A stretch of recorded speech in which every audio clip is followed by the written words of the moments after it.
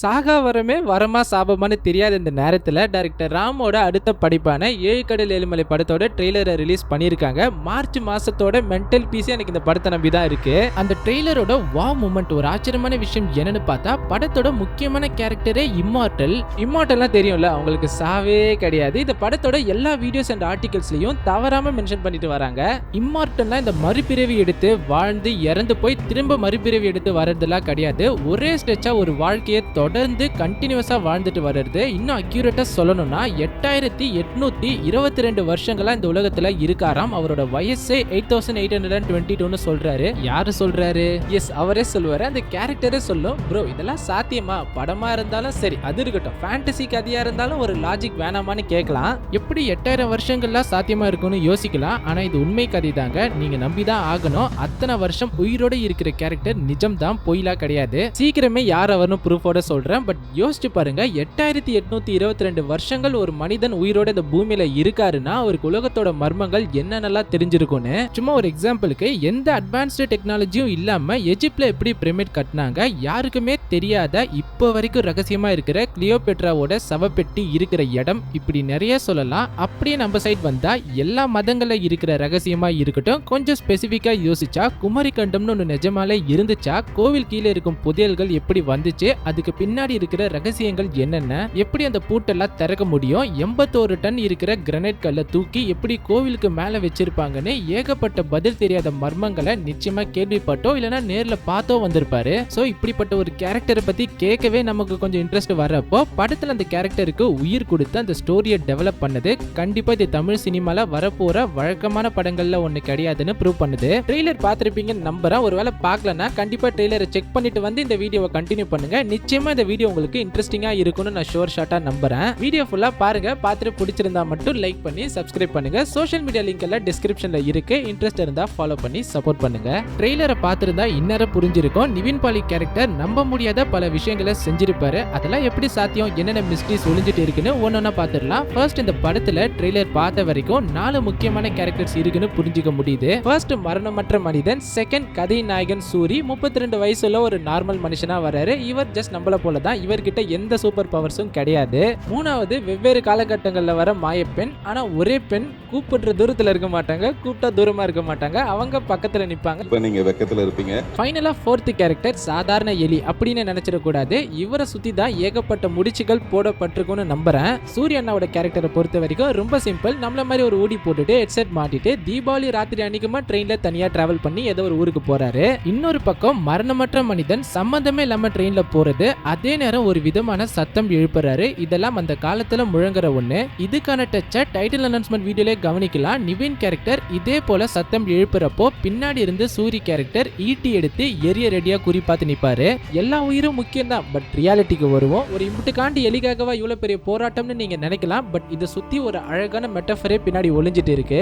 Covid அந்த lockdown டைம்ல எல்லாம் எல்லாரும் உயிருக்கு பயந்து பெட்டி பாம்பா வீட்டுக்குள்ள அடங்கி உட்கார்ந்துட்டு இருக்கும் போது இன்னும் ஐயாச்சாமி ஆளே காணான்னு காட்டுக்குள்ள சுத்திட்டு இருந்த இந்த பாம்பு, சிறுத்தை, யானை, புலி, இந்த மாதிரி உயிரினங்கள் நம்மளை தேடி நாம வாழ்ற அந்த சாலை, அந்த ரோட் ஸ்ட்ரீட்டுக்கே வந்து அட்டெண்டன்ஸ் போட்டாங்க. இந்த உலகத்திலேயே மோஸ்ட் பவர்ஃபுல் ஸ்பீஷஸ் என்னன்னு கேட்டா அது எதுக்கு வேஸ்டா கேட்டுட்டு, உங்களுக்கே தெரியும், நாம தான். ஒரு இமேஜினரி சிச்சுவேஷன் எடுத்துக்கோங்க. ஹியூமன்ஸ் நினைச்சா அடுத்த ஒரு வருஷத்திலேயே இப்படி ஒரு உயிரினம் இப்ப பூமியிலே கிடையாதுன்னு சொல்ற அளவுக்கு ஒரு ஸ்பீஷஸை டார்கெட் பண்ணா தட்டி தூக்கிட முடியும். அவ்வளவு பவர்ஃபுல்லா இருக்கும். பட் லக்கிலி யாரும் அப்படி பண்ணல. காட்ட மட்டும் தான் தேவைப்படுற நேரங்கள்ல அழிச்சிட்டு வரோம். இதெல்லாம் பண்றப்போ அழிக்கிறப்போ கேட்க யாரும் இல்ல. நம்ம கை தான் ஓங்கி இருக்கு. 6 அறிவுள்ள ஜீவன் நாம 5 அறிவுள்ள உயிரினங்களை பத்தி பெருசா எதுவும் யோசிக்கல, நினைச்சதை பண்ணிட்டு போய்கிட்டே இருக்கோம். ஒருவேளை அவங்களுக்காக ஒருத்தவங்க கூட நின்னா, இயற்கையே மனித ரூபம் எடுத்து மனிதர்கள் முன்னாடி வந்து நின்னா, அதுதான் நீங்க ட்ரெய்லர்ல பார்த்த நிவின் பாலியோட கேரக்டரைசேஷன். இங்க இயற்கை நேச்சரை தான் மரணமற்ற மனிதன் கூட கம்பேர் பண்றாங்க மெட்டபோரிக்கலா.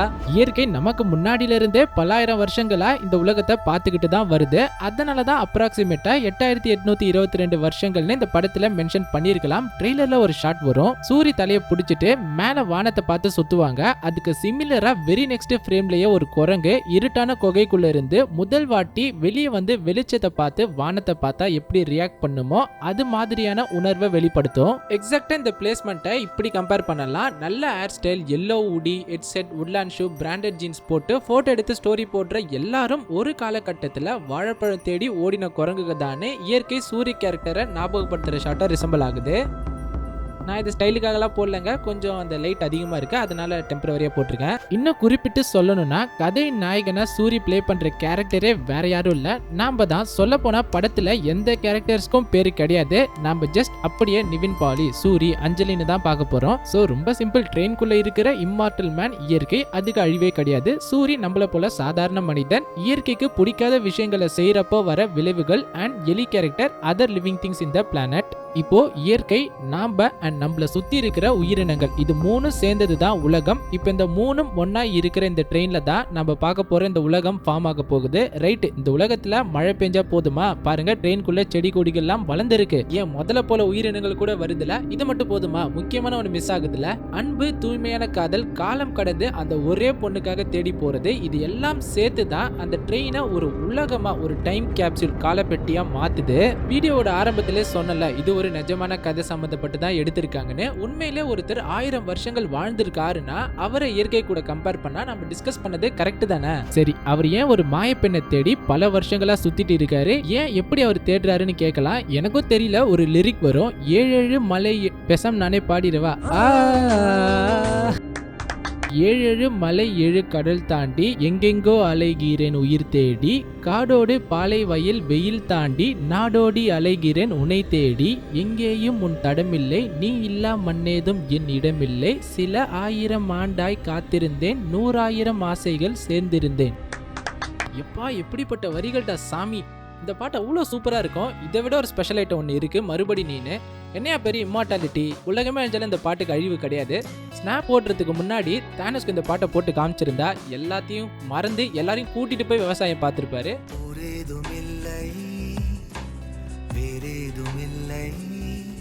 அப்படிப்பட்ட பாடல் உலகம் காதல்னா என்னன்னு சூப்பராக புரிய வைக்கும். ராம் யுவன் சாரோட காம்பினேஷன்ல டீ பட்டர் பிஸ்கட் காம்பினேஷனை தோத்துரும். அப்படி ஒரு டெட்லி மெலடி காம்பினேஷன் அது. இசையின் அளவு புரிஞ்சு, காது வலிக்காம மனசை புரிஞ்சு உள்ள புகுந்து, வார்த்தைகள் நம்ம மனதை தாளாட்டினா எப்படி இருக்குமோ அப்படி அந்த பாடல் இருக்கும். இன்னும் ஆனஸ்டா சொல்லணும்னா, 1000 இறைச்சலுக்கு மத்தியில இப்படி ஒரு சில பேர்கிட்ட இருந்து மட்டும்தான் நமக்கு இந்த இசை கிடைக்குது. அதுக்காக இது மட்டும்தான் நான் சொல்ல வரல. இறைச்சலை ஃபீட் பண்ணி என்ஜாய் பண்ற இதே காதுக்கு இந்த மாதிரி பாடல்களும் போய் சேரணும். இல்லைனா பேலன்ஸ் இல்லாம இது மட்டும்தான் மியூசிக்னு ரசனத்தன்மை மாறி தப்பான ட்ராக்ல போக சான்ஸ் இருக்கு. ஸோ அந்த கைண்ட் ஆஃப் வைப் பண்ற மியூசிக் வந்தாலும் தலைவரே அப்படின்னு கேட்டு என்ஜாய் பண்ணலாம். சேம் டைம் இந்த மாதிரி இசைகளையும் கேட்டு என்ஜாய் பண்ணி யூனிவர்ஸ்ல ஃப்ளோட் ஆகணும். சாரி, மியூசிக் ட்ராக் பத்தி பேசினதுனால ட்ராக் மாதிரி போயிட்டேன். 4வது தடவை உங்களை பார்த்தப்ப மலை மேல இருந்து ஒரு அருவி மாதிரி வேகமா இறங்கி வந்துட்டு இருந்தீங்கன்னு சொல்வாரு. பாருங்க எவ்வளவு வேகமா இறங்கி வராங்கன்னு. இந்த கிளிப் தான் ரிலேட் ஆகுதானே தெரியல, பட் ஒருவேளை இதுதான் அந்த மரணமற்ற மனிதர் சொல்றாருன்னா எவ்வளவு அழகா அவங்க விழுறத ரசிச்சு சொல்றாருன்னு பாருங்களேன். இதுவே 4வது வாட்டி மீட் பண்றது தான். அப்போ முன்னாடி 3 வாட்டி எந்தெந்த இடம், காலம் அதெல்லாமே தெரியல, பட் ஸ்டில் அந்த ஒரு காதல் மட்டுமே தான் தேடி போறாரு. ரொம்ப சிம்பிள்ங்க. மனிதர்கள் இஸ் மேட் ஆஃப் லவ். அப்போ முள்ளெல்லாம் குத்தி உடம்பெல்லாம் ரத்தம் ரத்தம் ரத்தம்னு கேட்டா சயின்டிபிக்கலா அது உண்மைதான். பட் எமோஷனலா பார்த்தா அன்பு, லவ் இல்லாம வாழ்க்கையே இல்லை. சிங்கிள் கமிட்டட் அப்படி சொல்லல. பிறந்ததுல இருந்து முடிகிற வரைக்கும் அம்மா அப்பா காதல் நம்ம கிட்ட இருக்க தான் போகுது. பெஸ்ட் ஃப்ரெண்ட்ஸை கலாச்சி மாட்டி விட்டு சுத்திட்டு இருந்தாலும் சண்டை போட்டு கோச்சிக்கிட்டா கடுப்பா இருக்கும். அந்த ஃப்ரெண்ட்ஷிப்பும் ஒரு லவ் தான். அதெல்லாம் விடுங்க.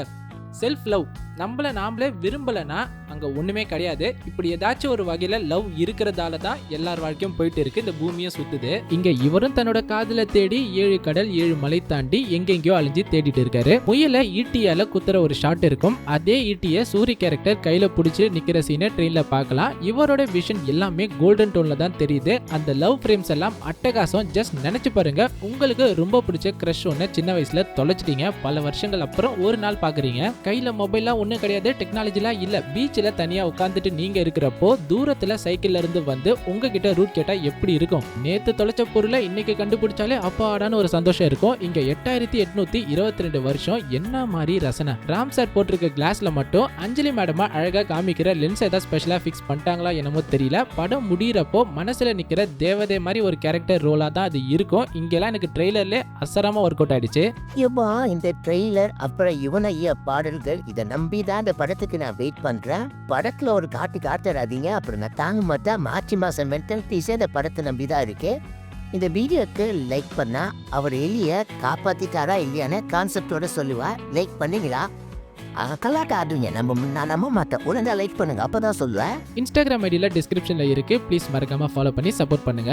ட்ரெயின்ல இருந்து குதிச்சிரு இல்லனா எலியை கீழே போட்டுருவேன்னு லிட்டரலா பிளாக்மெயில் பண்றாருல, அப்ப அது ஆல்மோஸ்ட் மழையில நனைஞ்சு நடுங்கிட்டு இருக்கும். ட்ரெயிலர்ல வர இன்னொரு சீன்ல மரண பயத்தோட சூரியனை ஒளிஞ்சிட்டு இருப்பாரு. சோ எலி அண்ட் நிவின் ரெண்டு பேரும் கம்ப்ளீட்டா அந்த சீன்ல நனைஞ்சிருப்பாங்க. விச் மீன்ஸ் அவர் எப்படியோ குட்டிக்காரன் அடிச்சு எலியை காப்பாத்திருக்கலாம். அந்த பயத்துல தான் என்ன பண்ண போறாரோன்னு சூரி அண்ணன் அந்த பாத்ரூம்ல ஒளிஞ்சிட்டு இருக்கணும். சொல்லிட்டேன்ல, லாஜிக்கலா இருக்குல்ல. ஒரு லைக் பண்ணிட்டு ஷேர் பண்ணிருங்க.